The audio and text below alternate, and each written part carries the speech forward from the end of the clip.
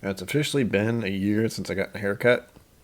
Kind of over it, but yeah, not something I can do right now. Glen Scotia, 15 years, single malt scotch. Whatcha?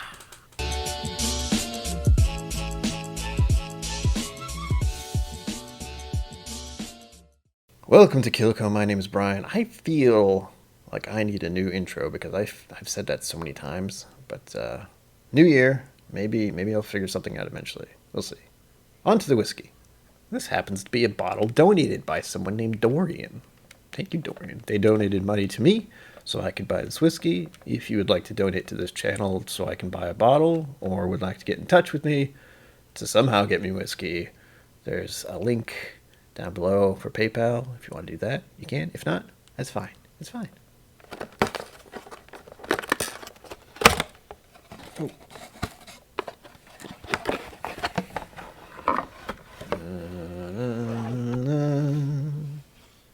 I think I've done that.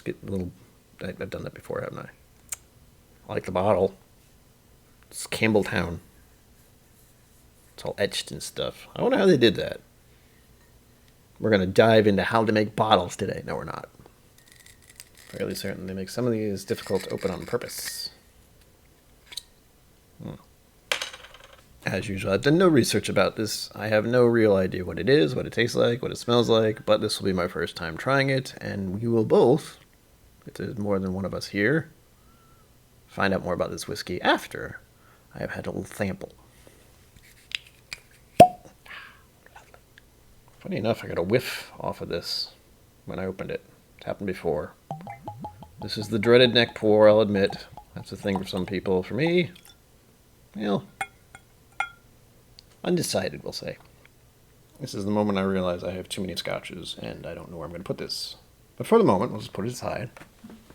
The color. It looks whiskey colored.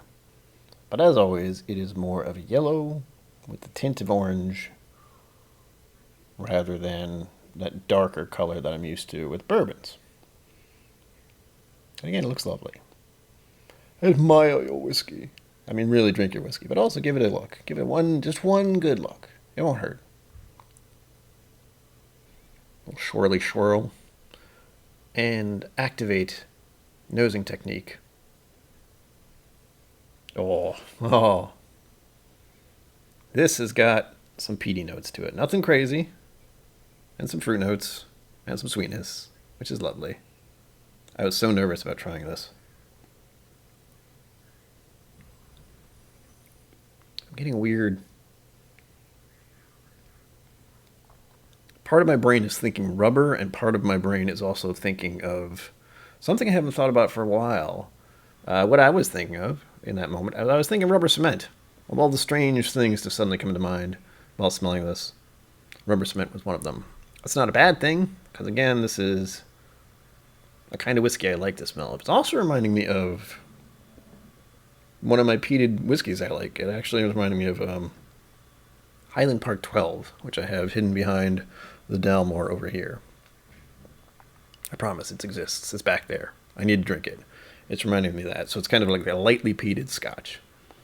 Not overwhelming, not kind of bam, oh, scotch. Or peated scotch, I should say.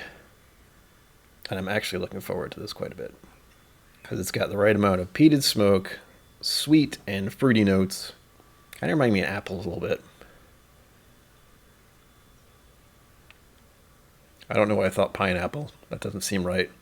I don't really think it's pineapple. But I'm thinking all kinds of things while smelling this. And really, I just want to drink it. So we'll get on to that part, shall we?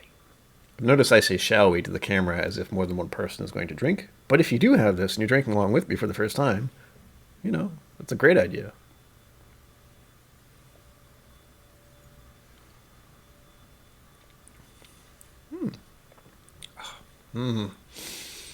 Oh gosh. And then I feel burn. 46% by the way. I at least checked that. Notes of peppery spice. A lovely sweetness. I don't really taste the peat. But then again, I feel like I'm also someone who's had enough peated whiskey, so it takes a little more. I like it though. as usual. I mean, not as usual. If you had watched the video I posted last Friday, which I'll try to remember to link up there, it was an interesting time going through some of the scotches I have, because some of them are just not great, unfortunately. This one, on the other hand, is very nice and quite lovely. And I'm going to have another sip. Hold in my tongue, see what happens.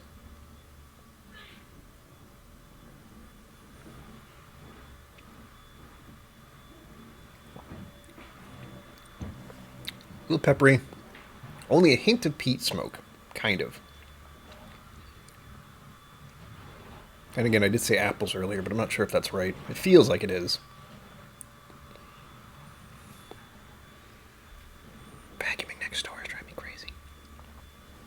And peppery at the end. Very nice. I really want to drink more of this. I'm actually going to pour more of this after this video. That's how much I like it. And I'm so happy I like it, because I would be terrified if I got a whiskey bottle of something that was fairly expensive that I didn't like.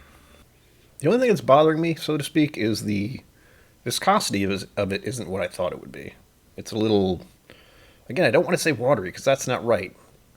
I don't know how to describe it exactly. But that's the closest I can come to it. But it's not right, because it's definitely sticking to my tongue afterwards. It's still a little peppery at the end. I haven't had a sip in a minute. I'm going to try another sip, and then we'll go look up more information and find out more about this whiskey. Okay? Okay.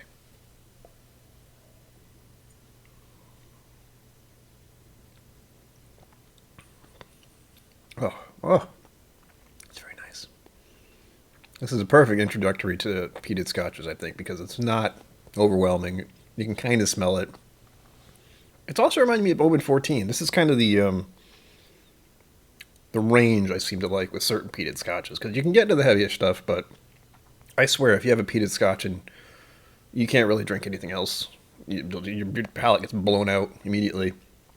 But with this, you can still taste the fruit notes, and it's very subtle, and it's not overpowering, and it's not scary. I think that's part of it. But some people really dig that stuff, the really heavy peated stuff. But this seems to be my preferred area, and I'm also very happy to get to try what is a Campbelltown whiskey, which I don't think I have many of. I think I've sampled a few, but I've never actually gotten a bottle of them until this one. As always, the link to the app/website I use is down below if you would like to go and look up this information, because it may have changed over time. First, we go with the community notes, and the nose for this is fresh fruits, apricots, oak, and vanilla. I wouldn't have said apricot, because the only apricot I think of is probably a dried apricot. I think I said apple. So that can go to fresh fruit, sure. Yeah, sure. Why not? Before I move on, I always want to say the average price paid for the moment is $65.48 US dollar. I don't know if that's true. It kind of depends on where you go. I've seen it for about that price, and I've seen it for quite a bit more as well. Community flavor profile. Sweet oak, sherried, and spicy. Funny enough, it doesn't say peated at all. And granted, it's very mild. And honestly, once I've been smelling this, I'm getting more sweetness out of it than peatedness of any sort. I don't even know if they do peat it, to be perfectly honest. But I swore from my initial smell, I was like, oh yeah, there's something in here. I don't know what it is. It's something. And the finished profile is sweet, spicy, sherry, and oak. Again, sometimes I wish there was more, but that's why I'm lucky that they have other notes that I can read to make it sound fancy.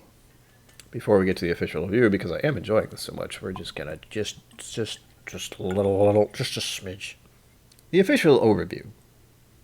The origin of this whiskey is from Campbelltown, Scotland. The ABV is 46%. Type is a single malt Scotch. Age is 15 years. I suppose I should read this little blurb, but it's really not much, so I kind of don't want to, but it's short. An exceptional single malt whiskey matured from specially selected casks that deliver the true character of a 15-year-old Campbelltown malt whiskey. That doesn't really tell you a lot, does it? No, I don't think so. The official nose. Richer colors. Broad and medium weight with citrus peel, ginger snap biscuit. Ah, that sounds good.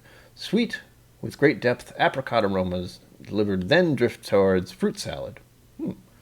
After a short time, the wood comes to the fore, and water helps to release baked fruits. That's just the nose. The official taste. A complicated palate, where the initial nose would lead you to expect plump fruits. What you get is a surprisingly dry element. The palate finishes out as the first impact of the nose fades. Adding water brings out the caramelized elements balanced with the... It ended on the, so I have a feeling someone ran out of words. Ah well. The official finish, firm and slightly dry. Honestly, to me, this isn't too dry, but I haven't really been paying attention to it. So let's just try one more time. Just one more time.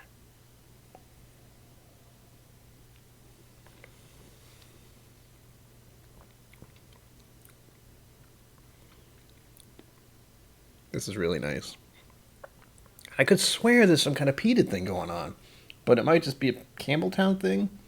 That's the one thing that's going to bother me, is I don't know if they did any peated stuff to this. It kind of seems like they did, but it's really hard to tell because it's so faint. Ugh. All in all, a lovely dram. I am keenly interested in learning more about different varieties of Campbelltown whiskies from Scotland all of a sudden. What's both good and bad, however, is knowing I have a Scotch whiskey that I actually really like, and I know I'm going to want to savor it for as long as possible. It's happened.